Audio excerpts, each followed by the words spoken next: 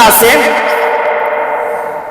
তারা রাস্তা দিয়ে ঘুরে বেড়ায়, দল সহকারে, দলবল নিয়ে রাস্তা দিয়ে হাঁটে, দলবল নিয়ে রাস্তা দিয়ে হাঁটতে থাকে আর ঘুরতে থাকে যে আল্লাহ পাকের কোন বান্দারা জিকির করতেছে,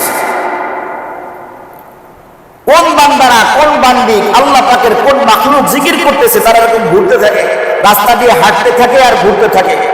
তো কোন একজন ফেরেশতা যদি এরকম জিকিরওয়ালা পাওয়া যায়, তো অন্যান্য ফেরেশতাদেরকে, অন্যান্য রোডের ফেরেশতাদেরকে, মনে করেন প্রত্যেকটা রোডেই ফেরেশতা আছে, এটা 5 নম্বর রোড, 4 নম্বর রোড, 3 নম্বর রোড, 6 নম্বর রোড, এই প্রত্যেকটা রোডে ফেরেশতারা ঘুরতেছে আর খুঁজতেছে কে আল্লাহ পাকের জিকির করতে করতে হাঁটতেছে, কে আল্লাহর নাম স্মরণ করে করে হাঁটতেছে, এরকম খুঁজতেছে। তো কোন একজন ব্যক্তিকে যদি কোন একটা ফেরেশতা পাওয়া যায়, তো এই ফেরেশতা অন্যান্য ফেরেশতাদেরকে, অন্যান্য বলির ফেরেশতাদেরকে ডাকতে থাকে, ও আল্লাহ পাকের ফেরেশতারা এদিকে আসো, তোমরা যাদেরকে খুঁজতেছো এই যে আমি পেয়ে গেছি,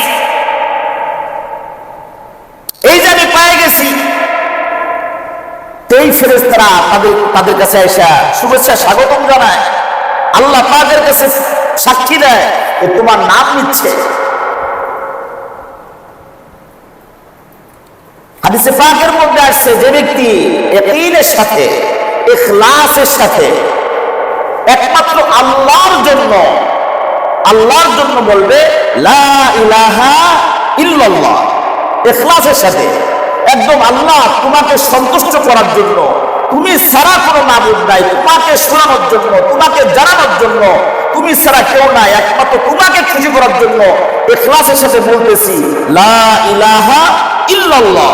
যদি কোনো ব্যক্তি বলতে পারে ইখলাসের সাথে, তাহলে এই ব্যক্তির জন্য বলার সাথে সাথে এই আসমানের, 7 আসমানের সমস্ত দরজাগুলো একেবারে আরশে আজিম পর্যন্ত ফাঁক হয়ে যায়।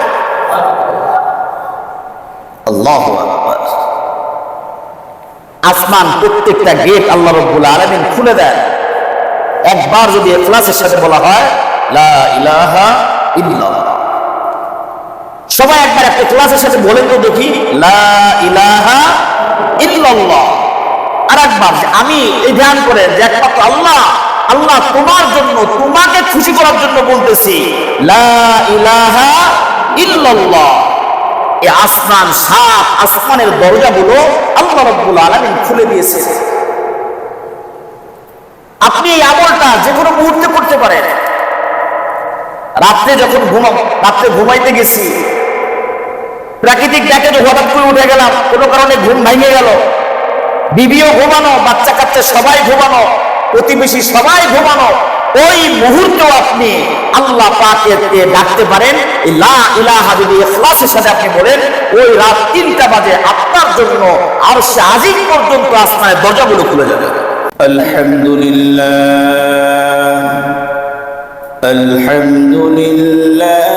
নাহমাদুহু ওয়া নাস্তাঈনুহু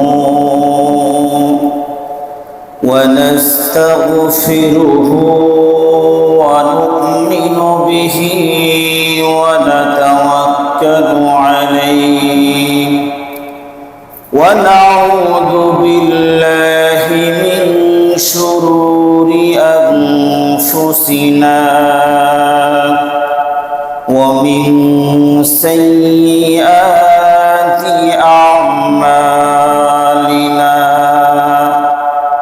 من يهده الله فلا مضل له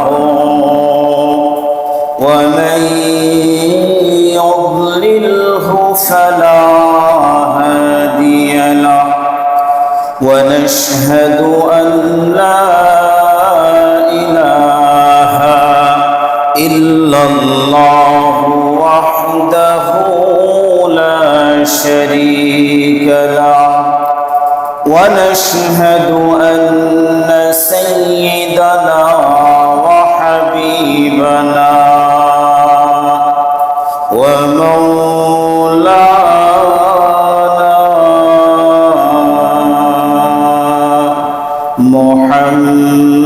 محمدا عبده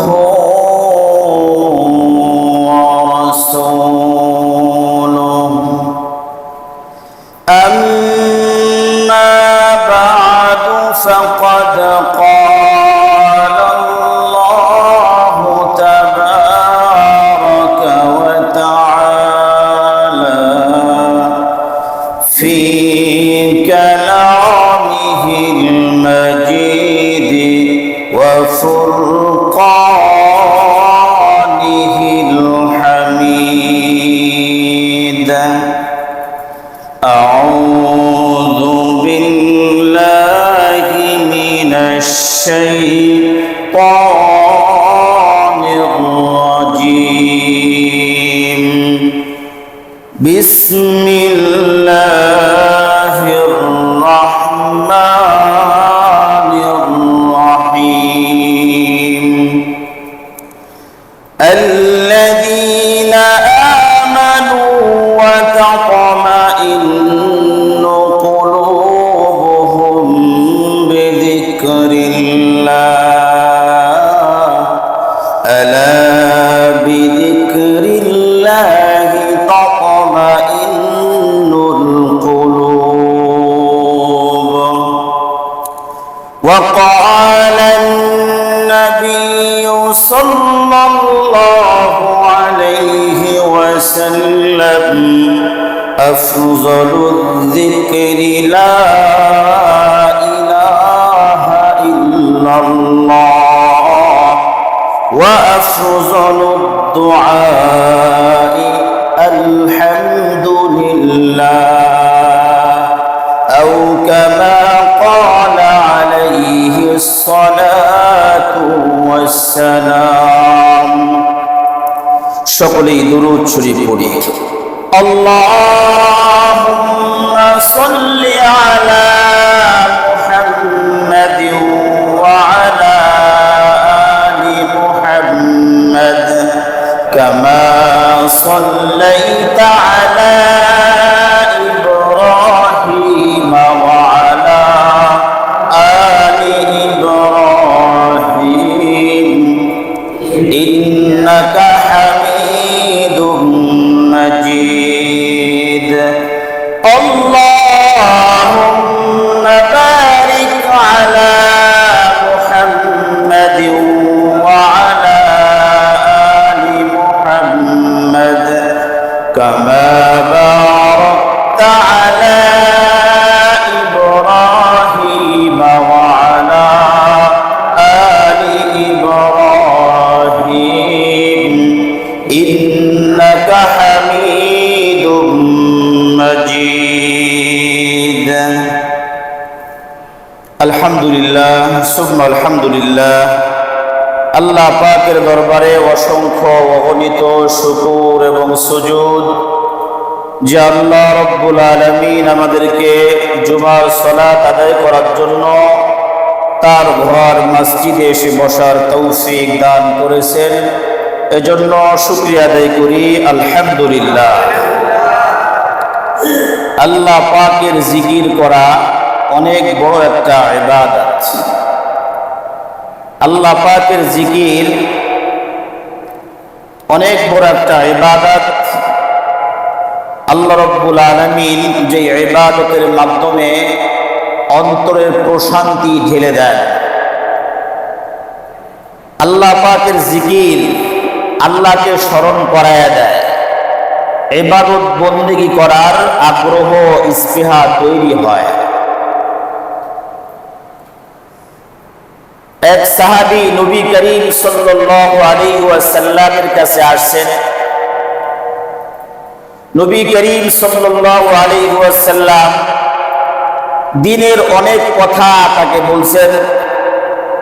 নামাজের কথা বলছেন, যাকাতের কথা বলছেন, রোজার কথা বলছেন, হজের কথা বলছেন।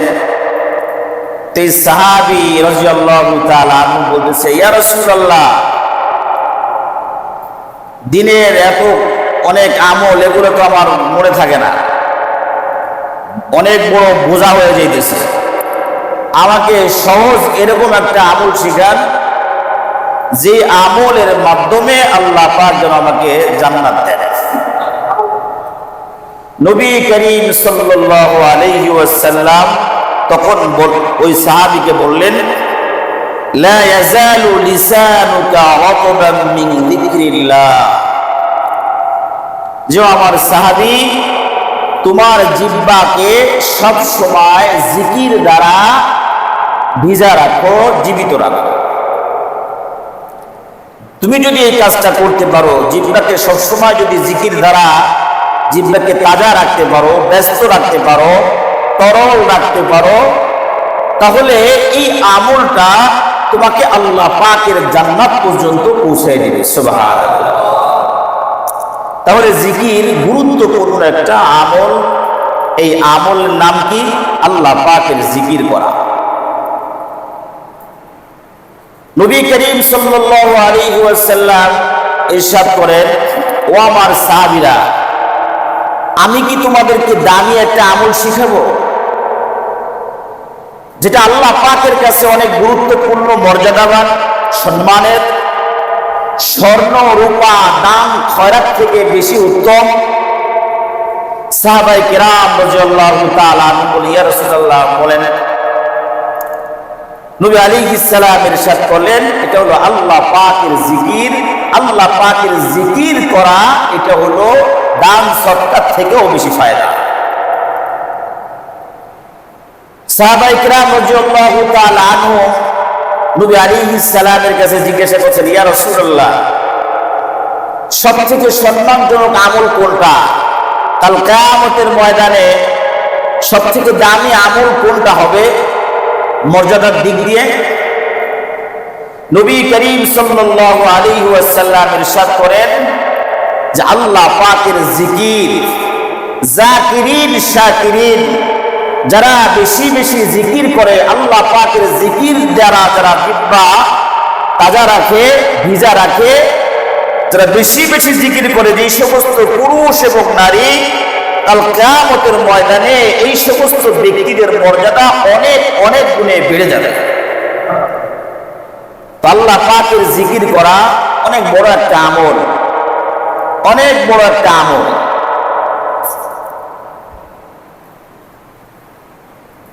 জিকির করা অনেক গুরুত্বপূর্ণ আমল। জিকির করার দ্বারা আল্লাহ পাকের নৈকট্য হাসিল হয়, অন্তরে প্রশান্তি আসে। সার্বক্ষণিক জিকিরে যদি জিহ্বাকে রাখা হয়, তো এই ব্যক্তি আল্লাহ রাব্বুল আলামিন তার উপর সন্তুষ্ট হয়ে জান্নাত দিয়ে দিবেন। জিকিরের অনেক ফাজায়েল আমরা হাদিসের মধ্যে পাই। আমরাও জিকিরের মাধ্যমে চলাফেরা করি, সকাল সন্ধ্যা জিকির করি, সময় পাইলেও মাশাআল্লাহ কিছু কিছু আল্লাহ পাকের বান্দারা জিকির করেন। চলতে ফিরতে খাইতে নাইতে সবাই, অনেকে আছে মাশাআল্লাহ জিকির করতে করতে চলাফেরা করে। জিকিরের যে এত ফজিলত, একটা কথা মনে রাখতে হবে, জিকির করা হলো নফল ইবাদত, নামাজ পড়া হলো ফরজ ইবাদত। জিকির করা নফল ইবাদত, নামাজ পড়া ফরজ ইবাদত। মানে আমরা যে খাস জিকির লা ইলাহা ইল্লাল্লাহ, আল্লাহ আল্লাহ আল্লাহ, আলহামদুলিল্লাহ, সুবহানাল্লাহ, এই জিকিরটাকে খাস জিকির। এই জিকিরটাকে, এটা হলো নফল জিকির। নামাজ কি পড়া ফরজ। নামাজ কালাম পড়ার পরে যদি আপনি জিকির করেন, সেক্ষেত্রে আপনার এই ফায়দাগুলো হবে। নামাজ নাই, কালাম নাই, সারাক্ষণ সারা দিন রাত 24 ঘন্টা জিকির আর জিকির, এই জিকিরের কোনো ফায়দা হবে না। এই জিকিরের কোনো ফায়দা হবে না। প্রতিদিন 1 লাখ বার জিকির লা ইলাহা ইল্লাল্লাহ জিকির করতেছে, নামাজ কালাম এক ওয়াক্তও পড়ে না, ফায়দা আছে? প্রতিদিন 100 বার কুল হু আল্লাহ পড়তেছে, সূরা ইখলাস পড়তেছে, নামাজ কালাম নাই, এই আমলের কোনো ফায়দা নাই। দুরূদ শরীফ 1000 বার রেগুলার পড়তেছি, কিন্তু ফরজ ঠিক নাই, নফল ইবাদত করতেছি, এই নফল ইবাদতের কোনো মূল্য হবে না। ফরজ ঠিক রাখতে হবে, ফরজ ঠিক করার পরে নফল ইবাদত করতে হবে। দামি একটা জিনিস কিনতে গেলে পরে আসল মূল জিনিস তো ঠিক রাখতে হবে। মূল যদি ঠিক না থাকে, তাহলে ফড়া মানে শাখার কোনো দাম নাই। মূল জিনিসের ভিত্তি ঠিক রাখতে হবে। তে মূল ঠিক রেখে যদি আপনি জিকির করেন, দুরূদ শরীফ পড়েন, ইস্তিগফার পাঠ করেন, লা ইলাহা ইল্লাল্লাহর জিকির, অন্যান্য যত আমল আছে আপনি করেন, তো ফরজের সাথে এই নফলগুলা আমলগুলো আরো আস্তে আস্তে আস্তে আস্তে ভারী হয়ে গেল। কিন্তু ফরজের কোনো খবর নাই, জিকির করতেছে, লা ইলাহা ইল্লাল্লাহ জিকির করতেছে বা অন্যান্য শব্দ দিয়ে জিকির করতেছে, তো এই জিকিরের কোনো ফায়দা হবে না। এমনও দেখা যায় যে মাথার মধ্যে জট, পুরুষের মাথার মধ্যে জট, পুরুষের যখন গোসল ফরজ হয় তাহলে পা থেকে নিয়ে মাথা পর্যন্ত চুল পরিমাণ জায়গা শূন্য রাখা যাবে না, তাহলে শরীর পবিত্র হবে না। মা বোনদের জন্য একটা মাসালা আছে, খুবার মাসালা, যদি চুলটা সেভাবে বাইন্ধে রাখে, এই একটা মাসালা আছে মা বোনদের জন্য। বাকি পুরুষের কোনো সুযোগ নাই। যদি মাথার মধ্যে জট থাকে তাহলে এই পুরুষ গোসল থেকে পবিত্র করার সুযোগটা কি? দেখা যায় এই ব্যক্তি মাথার মধ্যে বিশাল বড় জট, কয়েক বছরের জট, অথবা যুগ পার হয়ে গেছে জট, তার শরীর পবিত্র হয় কিভাবে আল্লাহ পাকই জানে। নামাজ কালাম কোনো কিচ্ছু করে না, কিন্তু সে চলতেছে, হাত বুলতেছে, মনে হয় যে জিকির করতেছে। তা নামাজ কালাম বাদ দিয়ে এই জিকিরের কোনো ফায়দা নাই। বুঝে আসছে না ভাই? এই জন্য এই মাসআলা আগে বলে দিলাম যে আগে ফরজ, এই জিকিরের ফাজাইল যে আলোচনা করতেছি, ফরজটা ঠিক রাইখা এরপর হলো এই নফলের আমল বাড়াইতে হবে। আগে ফরজ। যাই হোক, বলতেছিলাম জিকির, জিকির দ্বারা আল্লাহ পাকের নৈকট্য হাসিল হয়, অন্তরের প্রশান্তি আসে। সূরা রাদের 28 নম্বর আয়াতের মধ্যে আল্লাহ রাব্বুল আলামিন বলেন, الذين آمنوا وتطمئن قلوبهم بذكر الله, যারা ঈমান এনেছে তাদের অন্তরটা জিকির দ্বারা প্রশান্ত করেছে। ঈমান আনার পরে জিকিরের মাধ্যমে কি করছে? অন্তরের প্রশান্তি আসছে। আলা বিযিকরিল্লাহি তাতমাইন্নুল কুলুব, ও দুনিয়ার মানুষ তোমরা শুনে রাখো, জিকির করার দ্বারায়, আল্লাহ পাকের জিকির দ্বারায় অন্তরের প্রশান্তি আসে। তোমার অন্তরে শান্তি নাই, অশান্তি বাসা বাঁধছে, খাইতে ভাল লাগে না, বইতে ভাল লাগে না, চাকরি বাকরি ব্যবসা বাণিজ্য ভোগ হয় না, শান্তি দূর হয়ে গেছে, অশান্তি বিরাজ করতেছে। একদম একিনের সাথে আল্লাহ পাকের জিকির যদি করা যায়, ধ্যানের সাথে, খেয়ালের সাথে, আল্লাহ রাব্বুল আলামিন আপনার অন্তরের প্রশান্তি ঢেলে দেবেন। যদি এরকম হয়ে থাকে, এই আমলটা করে পরীক্ষা করতে পারে।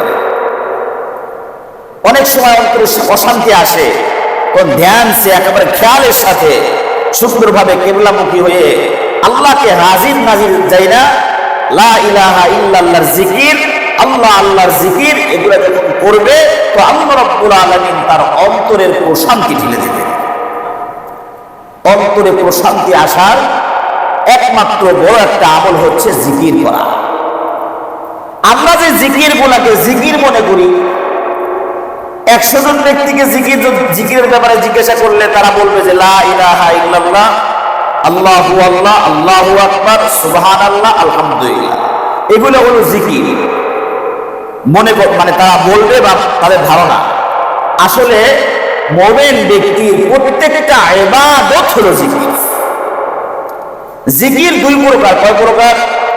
জিকির দুই প্রকার। একটা হলো আম জিকির, আর একটা হলো খাস। আম জিকির কোনটা?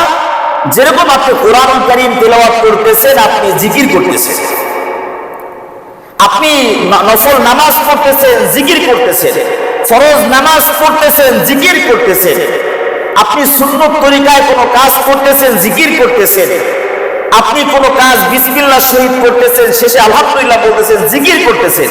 এই জিকিরের সময়, আপনার মাঝখানের সময়টা জিকিরে পার হইতেছে। কোনো দিনই কোরআন এবং হাদিসের কোনো আলোচনা শুনতেছি, করতেছি, এটাও জিকিরের একটা মজলিস। যেরকম আমরা জুমার সালাত আদায় করার জন্য এবং খুতবা শোনার জন্য আমরা এখানে আসছি, জমায়েত হয়েছি, আল্লাহ পাকের ঘরে আসছি, এই যে আমাদের কোরআন এবং হাদিসের আলোচনা হচ্ছে, এটাও কিন্তু একটা জিকিরের মজলিস। এটা কি জিকিরের মজলিস? আজকে ফজরের নামাজের পরে মসজিদে একটা হাদিস শুনেছি যে জুমার সালাত আদায় করার জন্য আমরা যখন আসি, আজান হয়ে যাওয়ার পরে বাস জুমার দিন জুমার মসজিদের গেটে ফেরেশতা দাঁড়ায় থেকে, খাতার কলম নিয়ে দাঁড়ায় থাকে, নাম লিস্টি করতে থাকে। আউয়াল ফাল আউয়াল, যে ব্যক্তি আগে আসে তার নাম আগে, এরপরে যে আসে তার নাম, এরপরে যে আসে তার নাম, এভাবে লিস্টি হইতে থাকে। যখন খতিব সাহেব মিম্বরে বসে যান, তখন ওই ফেরেশতারা খাতা কলম বন্ধ করে এই জিকিরের মজলিসে তার ফেরেশতারা বসে যান। খতিব সাহেব বসার আগ পর্যন্ত ফেরেশতারা গেটে থাকে, খাতা কলম নিয়ে লিখতে থাকে, কার পরে কি আসলো, কার পরে কি আসলো। এই খাতাটা কার কাছে জমা দিবে? আল্লাহ পাকের কাছে জমা হবে। আল্লাহ পাক তো সব দেখেন, জানেন। আপনি আব্দুল্লাহ যে মসজিদে কখন আসছেন এটা ফেরেশতার বলতে হবে নাকি? আল্লাহ পাক দেখেন, আল্লাহ পাক জানেন, আল্লাহ পাক সব কিছু শোনেন। সমুদ্রের তলদেশে কালো পাথরের উপরে কালো পিপিলিকা যদি হাঁটে, এই কালো পিপিলিকা পায়ের হাঁটার শব্দটা আমার রব্বে কারীমের কানের মধ্যে পৌঁছে যায়। তা আপনি আমি কি করতেছি না করতেছি সব কি জানেন। আপনার আমার দিনের মধ্যে কল্পনা জল্পনা ফেরেশতারা জানে না, কল্পনা জল্পনা ফেরেশতারা কিছু কইতে পারে না, কিন্তু আপনার আমার রব কিন্তু কল্পনা জল্পনা দিনের মধ্যে কি কামনা বাসনা আছে এটা কিন্তু দুনিয়ার কেউ জানে না, আল্লাহ পাক কিন্তু জানে না। আপনার পাশে একজন বসে আছে, তার খবর নাই। একই বিছানায় দুজন ঘুমায় আছেন, খবর নাই। আপনার দিনের মধ্যে কি ঢেউ ফেলতেছে ফেরেশতারাও না জানলে কে জানে? আল্লাহ পাক জানে। এরপর কি জন্য আল্লাহ পাক এই গেটের মধ্যে ফেরেশতা নিযুক্ত করলেন? যে আমার যেই বান্দা আগে আসবে তার নাম আগে লেখবা, এরপরে যে আসবে তার নাম লেখবা, এরপরে যে আসবে তার নাম লেখবা। কারণ হলো ফেরেশতাদের জন্য এটা সাক্ষী। ফেরেশতারা কি সাক্ষী হিসেবে থাকবে। ফেরেশতারা দেখুক, যখন মানুষ বানাবে আল্লাহ রাব্বুল আলামিনের কাছে বলতেছিল, আল্লাহ কি দরকার আছে মানুষ বানানো? আল্লাহ পাক দেখ আমার জন্য আগে আগে আসতেছে। আল্লাহ পাক আমাদেরকে নিয়ে ফেরেশতাদের মাঝে গর্ব করেন।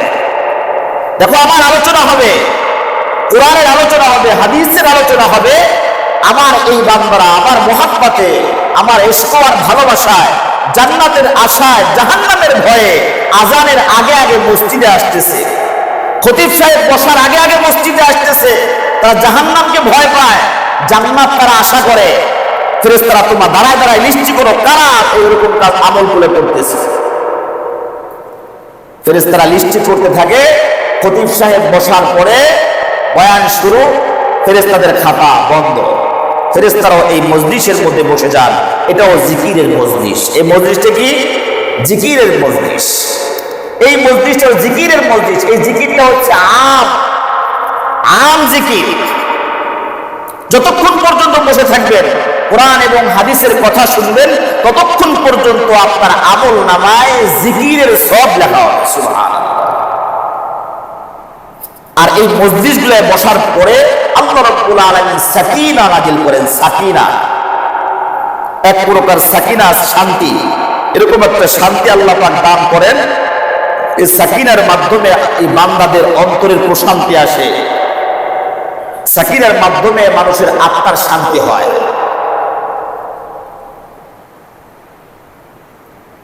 একদল ফেরেশতা আছে,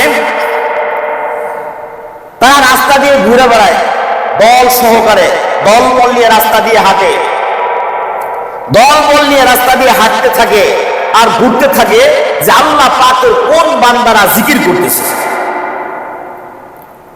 কোন বান্দারা, কোন বান্দি আল্লাহ পাকের কোন মাখলুক জিকির করতেছে। তারা এরকম ঘুরতে থাকে, রাস্তা দিয়ে হাঁটতে থাকে আর ঘুরতে থাকে। তো কোন একজন ফেরেশতা যদি এরকম জিকিরওয়ালা পাওয়া যায়, তো অন্যান্য ফেরেশতাদেরকে, অন্যান্য রোডের ফেরেশতাদেরকে, মনে করেন প্রত্যেকটা রোডেই ফেরেশতা আছে।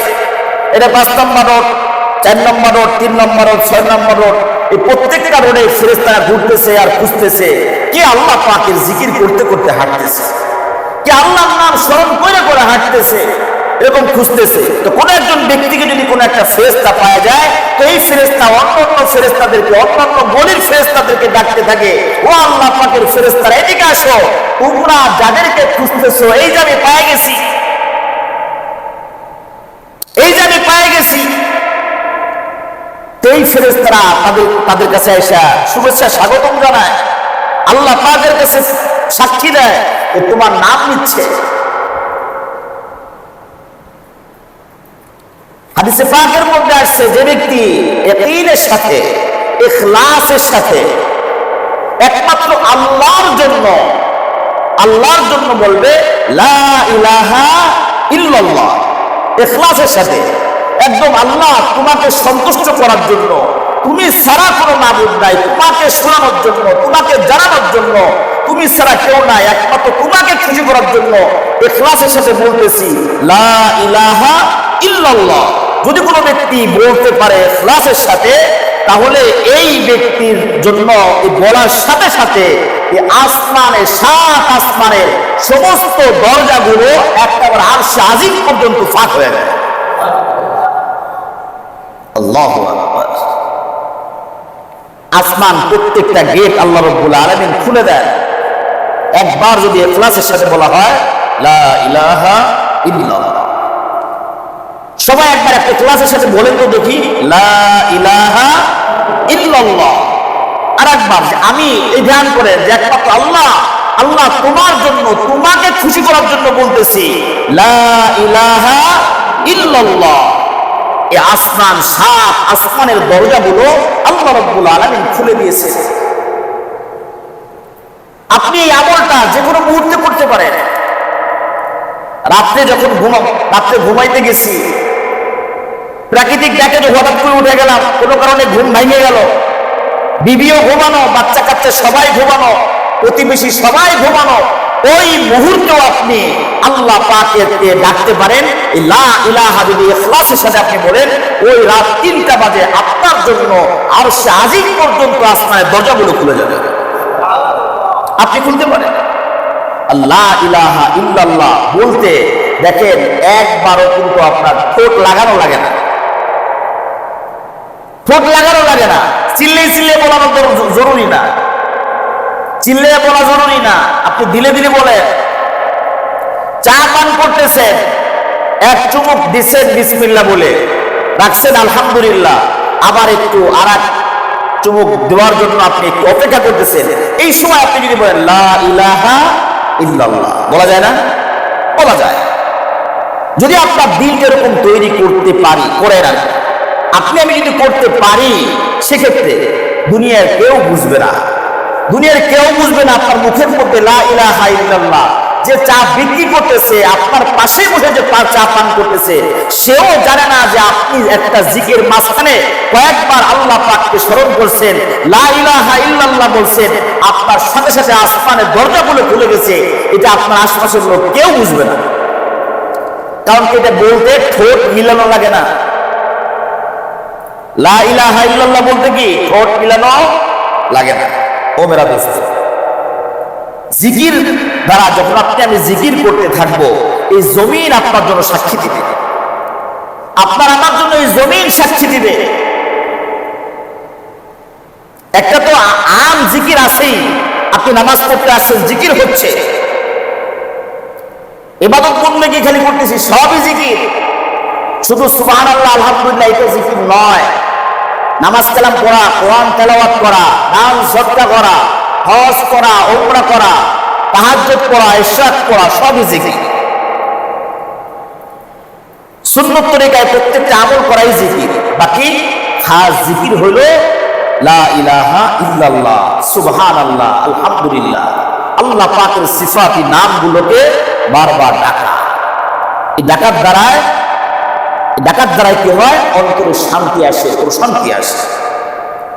এজন্য সার্বক্ষণিক চলতে ফিরতে যদি আপনি আমি জিকির করতে থাকি, ভাই আপনার আমার ফায়দা, আপনার আমার ফায়দা।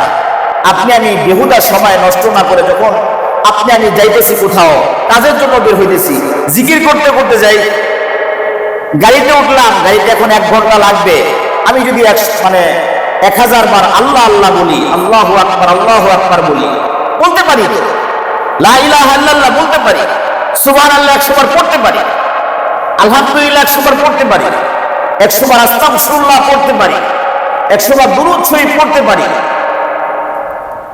গাড়িতে উঠে বসে আছি, কোনো কাজ নাই, হুদে এদিক সেদিক তাকায় আছি, এই করি সেই করি। শয়তানে চায় আপনার আমার আমলকে বরবাদ করার জন্য, আপনি আমি যেন আল্লাহ পাকের ওই নৈকট্য হাসিল না করি, অতি কাছে না যাই। আল্লাহ শয়তান চায় এটা, আল্লাহ পাক চান বান্দা আমাকে ডাকো, বান্দা আমাকে ডাকো, বান্দা আমাকে স্মরণ করো। আল্লাহ রাব্বুল আলামিন সূরা আহজাবের মধ্যে বলেন, ইয়া আইয়ুহাল্লাযীনা আমানু যকুরুল্লাহা যিকরান কাসীরা ওয়াসাব্বিহুহু বুকরাতাও ওয়া আসীলা। ঈমানদাররা আল্লাহকে বেশি বেশি স্মরণ করো, সকাল সন্ধ্যা আল্লাহ পাকের তাসবিহ করো। আল্লাহ পাক বলছেন, আবার সূরা রাদের মধ্যে বলতেছেন, আলা বিযিকরিল্লাহি তাতমাইন্নুল কুলুব। দুনিয়ার মানুষ শুনে রাখো, জিকিরের দ্বারায় অন্তরের প্রশান্তি আসে। অন্তরের প্রশান্তি, অন্তর যখন প্রশান্ত হবে, অন্তরটা যখন প্রশান্ত হবে, এই ব্যাপারে সূরা ফজরের মধ্যে আল্লাহ রাব্বুল আলামিন বলেন, ইয়া আইয়াতুহান নাফসুল মুতমাইন্না ইরজিই ইলা রাব্বিকি রাদিয়াতান মারদিয়া ফাদখুলি ফি ইবাদি ওয়াদখুলি জান্নাতি। যখন জিকির করতে করতে অন্তরটা যখন এরকম মুতমাইন হবে, এই মুতমাইন নফসকে আল্লাহ রাব্বুল আলামিন বলবেন, ইয়া আইয়াতুহান নাফসুল মুতমাইন্না, আইয়াতুহান নাফসুল মুতমাইন্না ইরজিই ইলা রাব্বিকি রাদিয়াতান মারদিয়া। এই প্রশান্ত আত্মা, ইরজিই ইলা রাব্বিকি রাদিয়াতান মারদিয়া, সন্তুষ্ট চিত্তে তুমি ফিরে আসো তোমার রবের দিকে, রবের দিকে ফিরে আসো। ফাদখুলি ফি ইবাদি ওয়াদখুলি জান্নাতি, ফাদখুলি ফি ইবাদি, আমার বান্দাদের অন্তর্ভুক্ত হও, ওয়াদখুলি জান্নাতি, জান্নাতের মধ্যে প্রবেশ করো। আবু বকর সিদ্দিক রাদিয়াল্লাহু তাআলা আনহু, এক সাহাবী কুরআনুল কারীমে তেলাওয়াত করতেছেন, ইয়া আইয়াতুহান নাফসুল মুতমাইন্না ইরজিই ইলা রাব্বিকি রাদিয়াতান মারদিয়া ফাদখুলি ফি ইবাদি ওয়াদখুলি জান্নাতি। এই আয়াতগুলো যখন তেলাওয়াত করতেছেন, আবু বকর সিদ্দিক রাদিয়াল্লাহু তাআলা আনহু বলতেছেন, আহা, এই কোরআনের আয়াতগুলো কতই না চমৎকার, কোরআনের আয়াতগুলো কতই না চমৎকার।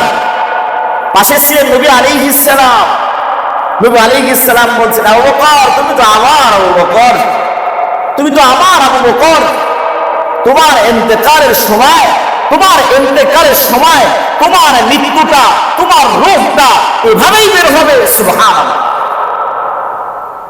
আবু বকর তোমারটা এরকমই হবে। আয়াতটা যেরকম সুন্দর বলে হইতেছে, তোমার মৃত্যুটাও সেরকম হবে।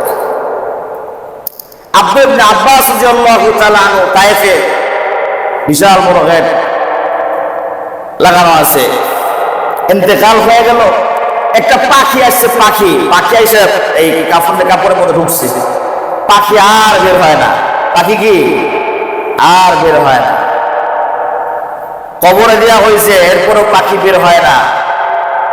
কবর দেওয়া যখন শেষ, আওয়াজ আসতেছে, ইয়া আইয়াতুহান নাফসুল মুতমাইন্না ইরজিই ইলা রাব্বিকি রাদিয়াতান মারদিয়া ফাদখুলি ফি ইবাদি ওয়াদখুলি জান্নাতি।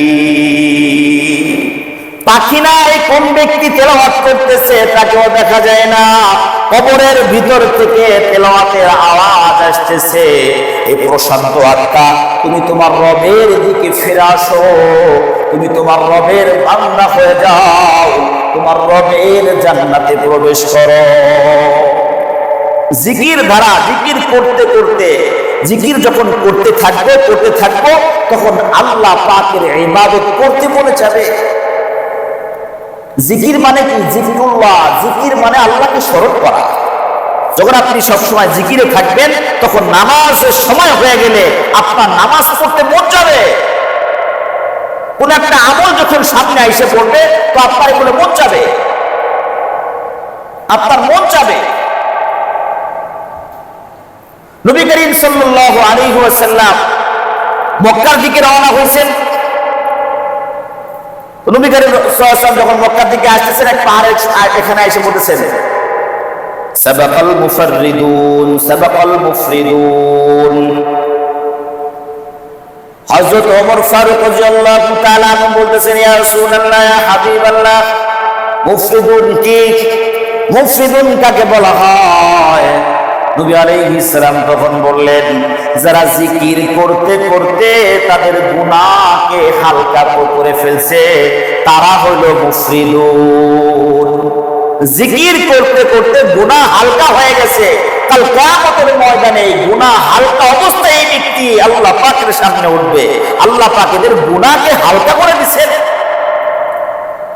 তারা অগ্রগামী হয়ে গেছে, তারা অগ্রগামী হয়ে গেছে। ও মেরা দোস্ত, এজন্য চলতে ফিরতে একটু জিকির করতে হবে। জিকির দ্বারা জিহ্বাকে তাজা রাখতে হবে, কারণ আপনার কবরে তো আপনি যাবেন, কেউ যাবে না। আপনি আল্লাহকে একবার ডাইকে দেখেনই না, আল্লাহ পাকের জিকির করেন না, একবার একটু করে দেখেন কত শান্তি আসে, অন্তরের মধ্যে কতটা শান্তি চলে আসে। আর আল্লাহ পাকের জিকির করলে আল্লাহ পাক ঠকাবে না। আল্লাহ পাককে স্মরণ করলে আল্লাহ পাক আপনাকে স্মরণ করে। আল্লাহ পাক বলছেন, প্রতি জুমার মধ্যে খতিব সাহেবের মুখ দিয়ে খুতবার মধ্যে আমরা শুনে থাকি, কিন্তু অর্থ অনেকে না জানার কারণে আমরা বুঝি না। সূরা বাকারার মধ্যে আল্লাহ রাব্বুল আলামিন বলছেন, ফাযকুরুনি আযকুরকুম। কি বলছেন? ফাযকুরুনি আযকুরকুম। আমাকে যদি তুমি স্মরণ করো আমি তোমাদেরকে স্মরণ করব। কি বলছেন? আল্লাহ পাক বলছেন, দুনিয়ার মানুষ তোমরা আমাকে যদি স্মরণ করো আমি তোমাদেরকে স্মরণ করব, তুমি আমাকে স্মরণ করো আমি তোমাকে স্মরণ করব। হাদিসে পাকের মধ্যে আসছে, আমার জন্য তুমি এক বিঘত আগাও আমি তোমার জন্য দুই বিঘত আগাবো। আমার জন্য তুমি এক হাত আগায় আসো আমি তোমার জন্য দুই হাত আগায় আসবো। তুমি আমার জন্য হাঁটতে থাকো, আমাকে পাওয়ার জন্য হাঁটতে থাকো, আমি কুদরতি ভাবে তোমাকে ধরার জন্য দৌড় দিব। তাহলে আল্লাহ পাক বলছেন, ফাযকুরুনি আযকুরকুম, আমাকে স্মরণ করো, আমাকে জিকির করো, আমার নামের জিকির করো, মানে আমাকে স্মরণ করো। তুমি যদি আমাকে স্মরণ করো বান্দা, আমি তোমাকে স্মরণ করব। আল্লাহ পাকের ওয়াদা। আল্লাহ পাককে স্মরণ করলে আল্লাহ রাব্বুল আলামিন আমাদেরকে স্মরণ করবে। কিরকম? হযরত ইউসুফ আলাইহিস সালামকে আমরা সবাই চিনি, দেখি নাই কিন্তু নাম শুনছি। হযরত ইউসুফ আলাইহিস সালাম মিশরের খাদ্যমন্ত্রী ছিলেন। যখন দুর্ভিক্ষ দেখা দিল, বিভিন্ন দেশ থেকে বিভিন্ন এলাকা থেকে যখন ত্রাণ নেওয়ার জন্য আসতেছে, একটা পরিমাণ মতো সবাইকে দেওয়া হয়। একটা পরিমাণ মতো একটা উটে যতটুকু ধরে কয়েক মাসের জন্য তাদেরকে দেওয়া হয়, অথবা এক বছরের জন্য, যে একটা ফ্যামিলির জন্য এই পরিমাণ বাজেট করা আছে, এই পরিমাণ। তো যারা আসতেছে তাদেরকে দেওয়া হইতেছে, যারা আসতেছে তাদেরকে দেওয়া হইতেছে, পরিমাণ মতো দেওয়া হইতেছে। হঠাৎ একজন ব্যক্তির সামনে আসলো, ওই ব্যক্তি বলতেছে আমাকে হাদিয়া দেওয়া হোক, তো মাইকা দিতেছে। ওই ব্যক্তি বলতেছে, ইউসুফ আপনি আমাকে আরেকবার দেন, আপনি আমাকে আরেকবার দেন, আমার দরকার আছে। ইউসুফ আলাইহিস সালাম বলল, ঠিক আছে আরেকবার দাও। ওই ব্যক্তি বলতেছে আরেকবার দেন। ইউসুফ আলাইহিস সালাম বলতেছে, ঠিক আছে আরেকবার দাও। কয়বার হইল? 3 বার হইল। এরপর ওই ব্যক্তি বলতেছে, ইউসুফ আপনি আরেকবার দেন। ইউসুফ আলাইহিস সালাম বলতেছে, কি ব্যাপার, তোমাকে যদি এভাবে দিয়ে দেই পুরা দেশের অবস্থা কি হবে? তুমি কি দেশের কোনো খবর রাখো না? দেশের কোনো খবর তোমার নাই? তুমি এভাবে একাই নিয়ে যাইতে চাইতেছো, দেশের কোনো খবর কি তুমি রাখো না? দুর্ভিক্ষ চলতেছে, খাবার দাবারের কোনো ব্যবস্থা নাই, কারো কোনো খাবার দাবারের ব্যবস্থা নাই। তখন এই ব্যক্তি বলতেছে, ইউসুফ আপনি যদি আমি কে যদি আপনি জানতেন তাহলে আপনি আমার এই বস্তাগুলো সব ভইরা দিতেন। যখন এই লোকটা বলছে যদি আপনি আমাকে চিনতেন আমি কেনা, তাহলে আপনি আর না করতেন না, আমি যতবার চাইতাম ততবার আপনি দিতেন। ইউসুফ আলাইহিস সালাম তো আরো আশ্চর্য হয়ে গেছে, কি ব্যাপার? আরে মাসুদ ভাই, তোমার নাম কি? তাহলে তোমার পরিচয় দাও, তোমার নামটা শুনি। এই ব্যক্তি তখন বলতেছে, ইউসুফ, আপনাকে যখন জুলাইখা অপবাদ দিয়েছিল আপনার মনে আছে নাকি? হ্যাঁ আছে। আপনি 7টা গেট ভাঙ্গা যখন আপনি সামনে আসছিলেন, সামনে কে কে ছিল? জুলাইখার জামাই ছিল। হ্যাঁ ছিল। তা আপনাকে যখন অপবাদ দিল আপনি তো এই দোষে দোষী না? না দোষী না। তা আপনাকে যখন এই অপবাদ দিল, অপবাদ থেকে আপনাকে মুক্তির সাক্ষীটা কে দিছিল? কয়েকটা শিশু দিছিল, কোলের একটা বাচ্চা, দোলনার একটা বাচ্চা এই সাক্ষী দিছিল যে আমি পবিত্র। আপনি সত্য কথা বলছিস, জুলাইখা মিথ্যা কথা বলতেছে। ওই ব্যক্তি তখন বলতেছে, ও ইউসুফ, ওই শিশুটা আজকে আমি, ওই শিশুটা কোলের বাচ্চাটা আজকে বড় হয়ে এই পর্যন্ত চলে আসছি, যেই সাক্ষ্যটা আমি তোমার পবিত্রতার জন্য দিছিলাম, ওই শিশু হইলাম আমি। এই কথা বলার সাথে সাথে ইউসুফ আলাইহিস সালাম যে খাজানার যে দায়িত্বে আছে, যে তাকসিম করতেছে, মাইপে দিতেছে, যে তাকে বলতেছে, হাই এই 100 সামানে দাও, যা যা পাপ করে সব মেরে দাও। 100-র উপরে মেরে দিছে, দিয়ে দিছে। আল্লাহ রাব্বুল আলামিন, আল্লাহ রাব্বুল আলামিন দুনিয়ার মানুষকে শোনায় বলতেছে, ও দুনিয়ার মানুষ, ইউসুফের একবার সাক্ষ্য দেওয়ার কারণে ইউসুফ পবিত্র, ইউসুফ পবিত্র, ইউসুফ অপরাধী না। একবার সাক্ষ্য দেবার কারণে ইউসুফ যদি ওই ব্যক্তিকে এত এত পরিমাণ সম্পদ দিতে পারে, ও দুনিয়ার মানুষ, আমার বান্দারা, তুমি যখন এই নামাজের মধ্যে সুবহান রাব্বিয়াল আলা, সুবহান রাব্বিয়াল আযীম, আলহামদুলিল্লাহ, সুবহানাকাল্লাহুম্মা, এরকম ভাবে যখন 5 ওয়াক্ত নামাজে প্রত্যেকটা রাকাতের মধ্যে যখন বলবা সুবহানাকাল্লাহুম্মা, সুবহান রাব্বিয়াল আযীম, সুবহান রাব্বিয়াল আলা, ও দুনিয়ার মানুষ, ইউসুফকে একবার পবিত্রতা ঘোষণা করার কারণে ইউসুফ যদি মানুষ, ইউসুফ একজন নবী, ইউসুফ একজন মাখলুক, সে যদি একবার সাক্ষ্য দেওয়ার কারণে এত পরিমাণ দিয়ে থাকে, ও আমার বান্দারা, তুমি প্রতি রাকাতের মধ্যে সুবহান রাব্বিয়াল আলা আযীম, সুবহানাকাল্লাহুম্মা বলতেছো, বান্দা আমি তোমাকে কি পরিমাণ দিব তুমি নিয়ে আসাতে পারবা না। আল্লাহ পাকের স্মরণ, দুনিয়ার মানুষের প্রশংসা করলে, দুনিয়ার মানুষের পিছে ঘুরলে, দুনিয়ার মানুষের কথা শুনলে যদি এরকম এরকম কিছু পাওয়া যায়, তাহলে আল্লাহ রাব্বুল আলামিনের পবিত্রতা বর্ণনা করলে, আল্লাহ রাব্বুল আলামিনের জিকির করলে, আল্লাহ পাকের গোলামি করলে আল্লাহ পাক দিবে না কেন? অবশ্যই দিবে, অবশ্যই দিবে। জন্য সার্বক্ষণিক আল্লাহ পাকের জিকির, কারণ জমিন সাক্ষী হবে, জমিন সাক্ষী হবে। জিকির করতে হবে, জিকির করলে এই আপনি যেখানে বসে জিকির করবেন ওই জায়গাটা কাল কিয়ামতের ময়দানে সাক্ষী দিবে। রাস্তা দিয়ে হাঁটতেছেন, এই রাস্তা কাল কিয়ামতের ময়দানে সাক্ষী দিবে যে আল্লাহ আমার উপর দিয়ে হাঁটছে আর বলছে লা ইলাহা ইল্লাল্লাহ, আল্লাহ আমার উপর দিয়ে হাঁটছে আর বলছে আল্লাহু আকবার, তুমি সব থেকে বড়। আল্লাহ আমার উপর দিয়ে হাঁটছে আর বলছে সুবহানাল্লাহ, তুমি পবিত্র। এরকম বলতে বলতে হাসছে, আল্লাহ আমি সাক্ষী আছি। এই জমিন গুলা কাল কিয়ামতের ময়দানে আপনার জিকির করা সাক্ষী দিবে, ফেরেশতারা সাক্ষী দিবে। এজন্য সময়টা যাইতেছি, বেরিবাদ হাইটা যাইতেছি, জিকির করতে করতে যাই না, গরুর হাটের দিকে হাঁটতে যাইতেছি, হাঁটতে যাইতেছি। দুইজনে হাঁটার অভ্যাস করা উচিত না। দুইজন একসাথে হাঁটলে আমলের মারাত্মক ধরনের ঘাটতি হয়। অন্তত জিকিরের সময়টা, যেমন ফজরের পরে, মাগরিবের পরে দুইজন একত্র হয়ে হাঁটলে গল্প হবে, গীবত শেখায়েত হবে। দুইজন একসাথে হাঁটতেছেন, বিভিন্ন প্রকারের আলাপ আলোচনা, যার দ্বারা কোনো ফায়দা নাই। একা একা হাঁটা শুরু করেন, একা একা হাঁটার অভ্যাস করেন।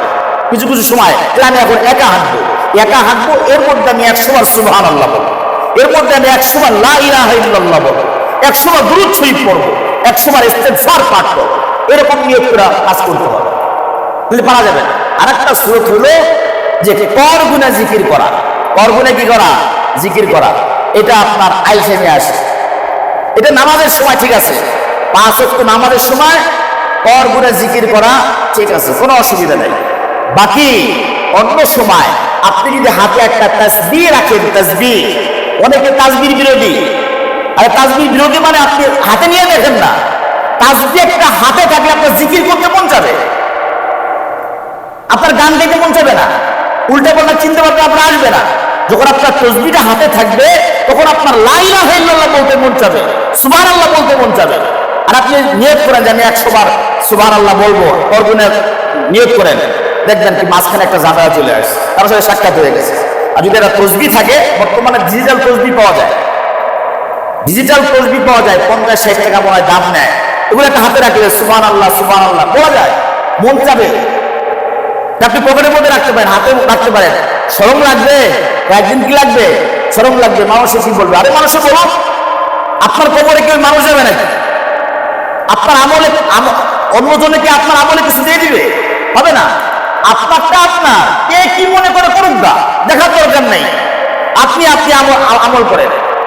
মসজিদ যেমন একটা ইবাদতের জায়গা, মসজিদ কি ইবাদতের জায়গা, একটা গায়ক নায়ক মসজিদের মধ্যে আসলে সেও 2 রাকাত নামাজ পড়বে বা জিকির করবে বা কোরআন তেলাওয়াত করবে, কিছু একটা করবে, আমল করবে, তো এটা ইবাদতের জায়গা। মহল, আমলের মহল লাগে। আপনি যখন তাসবিহটা হাতে দিবেন, আপনার একটা বেগানা নারীর দিকে তাকাইতে মন যাবে না, আপনার খারাপ কোনো একটা গান মুখে আসবে না, বিভিন্ন চিন্তা ভাবনা আসবে না, হাতে থাকলে আপনার টিকতে মন যাবে না, গুনি না গুনি 100 বার 50 বার হয়ে গেল, এভাবে হয়ে যাবে। এই জন্য জিকিরের অভ্যাস করা, জিকিরের অভ্যাস করলে আপনার আমার ফায়দা, যে করবে তার ফায়দা। বুঝে আসছে না ভাই? আজকে যে জিকিরের বিষয়ে আমরা আলোচনা করলাম, একটা হলো জিকির হলো আম, আর একটা হলো খাস। আম জিকির কোনটা? আম জিকির হলো নামাজ কালাম, কোরআন তেলাওয়াত, ওয়াজ মাহফিল, দ্বীনি মজলিস, কোরআন হাদিসের আলোচনা, জুমার খুতবা, বলে কি দান সৎকা করা, হজ করা, উমরা করা, এগুলো জিকিরে আম, এগুলো জিকিরের অন্তর্ভুক্ত। আর একটা হলো খাস, যেগুলো আল্লাহ পাকের সিফাতি নাম নিয়া সুবহানাল্লাহ, আলহামদুলিল্লাহ, লা ইলাহা ইল্লাল্লাহ, এই সমস্ত জিকির করে, এটা হলো খাস জিকির। উভয়টাই কি জিকির। জিকির দ্বারাই কি হয়?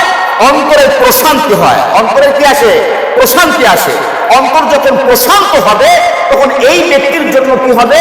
আল্লাহ রাব্বুল আলামিনের পক্ষ থেকে যখন মালাকুল মউত তখন আসবে, বলবে মুতমাইন, এই প্রশান্ত আত্মা আসো, তোমার রবের দিকে আসো, সন্তুষ্ট চিত্তে তোমার রবের দিকে আসো, ফাদখুলি ফি ইবাদি, আল্লাহ পাক বলেছেন ফাদখুলি ফি ইবাদি, আমার বান্দাদের অন্তর্ভুক্ত হও, ওদখুলি জান্নাতি, আমার জান্নাতে চিরসুখী জান্নাতের মধ্যে প্রবেশ করো। এজন্য চলতে ফিরতে সবসময় কি জিকিরে কাটাবো তো ইনশাআল্লাহ।